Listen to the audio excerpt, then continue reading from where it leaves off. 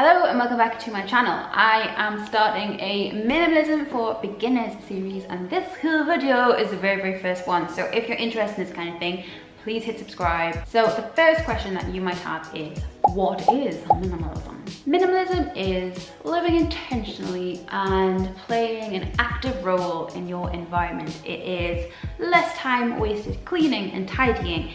It is not defining yourself by your possessions. It is living a simpler life with more clarity. It is prioritizing what's important, and it is essentially not being a victim of the commercialism machine. What is minimalism not? I think it's a very important question because there are a lot of misconceptions about minimalism, but minimalism is not a who can own the least game. It's not owning nothing, and it's not some form of self-punishment or trying to make a point, and it's not choosing not to enjoy things. Minimalism ultimately is a tool. It is the ability to decide what is and what isn't important. But isn't minimalism just about stuff? Well, yes and no. It can start off just with stuff, but it's this ability to decide what is and isn't important that we can then extrapolate and bring into other areas of our life. It's about exercising this importance meter muscle and trying to get really good at it and really focus and being able to look at something and know immediately whether or not that is something that is of value. Okay, so let's start.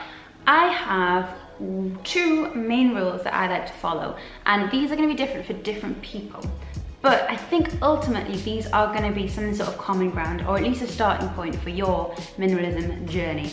And this is the checklist, and I'm very proud of this because it's a complete coincidence, but my checklist is creativity, health, efficiency, and comfort. They are my four things. It's no K, which is a shame, but that's my checklist. So I think ultimately everything that I own needs to be helping me in one of these four areas. And I know you're probably thinking, but what about family? But what about friends? But what about adventures and doing cool stuff? Well, I agree, but ultimately I think those things boil down to these four things because efficiency is going to give you more time, and more time is going to, you're going to be able to spend that time with more people. You're going to spend that time doing what you love to do. Creativity for me and work are synonymous, so maybe for you, you'll have to add work in. But feel free to add in anything you want to this list of important things. What was quite important for me when I was trying to think about the four main, well not the four, but the main things that I wanted to base my my minimalism checklist on was not that it spelled the word chick, although I do love that, but that it was the common denominator. The common denominators for me were making sure I was healthy, making sure I was happy, making sure that I had more time and more money and more resources. And ultimately, that is what these things came down to. It's not about owning nothing, it's about owning things that are going to be contributing to the important areas of your life.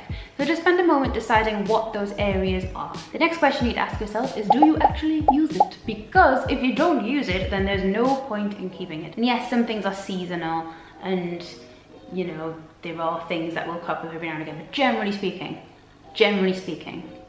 if you haven't used something in the last 3 months, you're probably not going to use it. And can't you just keep it anyway? Well, this is a valid question, and I would say that I was very much of the opinion before I went minimalist that I wasn't doing anyone any harm if I was hanging on to stuff that I wasn't using or didn't need. So why don't I just keep it? But the truth of the matter is, things that don't actively contribute to your life are actually taking away from your life. So in terms of time, in terms of energy, in terms of just depriving you of beautiful open space, which is such a beautiful thing. So how do you start? Well, pick a small area like a desktop or a drawer, or maybe a corner of a room, or even a full room if you're feeling up to it, and go around each of the things and pick them up and ask yourself the questions, how does this contribute to my life? So for me, this mug here, I drink liquids from it, so I could say it's health. I enjoy my cups of tea, so I'd say that's adding to my comfort. And do I use it? Yes, I used it just a moment ago. So this is staying. This I can say can stay, because I can actually define how this object is contributing to my life.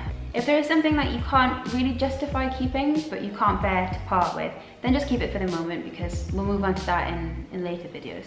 So just get used to asking yourself these questions. Try to be patient and don't get too frustrated if things aren't moving along as quickly as you'd like. These are very, very long-held patterns of behavior that we're trying to break here. What do you do with the things that you decide to get rid of? I'm gonna put this down.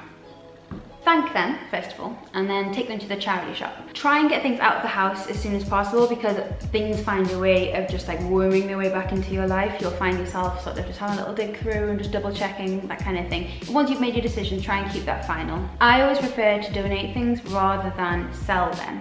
And that's not for any selfless reasons. That's purely because I always underestimate exactly how much of my time I'm gonna have to spend sorting everything out and packaging them up, pricing them and all this kind of thing. And I very rarely made enough money to be able to say that that was worth it. So that's just my experience. There's, you know, if you have any high price items, then it's probably gonna be worth selling them. But from my personal experience, it's not really worth the effort. I'd rather just donate them and feel like I've done good. So that concludes the first in my Minimalism for Beginners series. I hope you enjoyed it. And if you are interested in the coming videos and this topic, then please subscribe. And please feel free to follow me on my Instagram as well.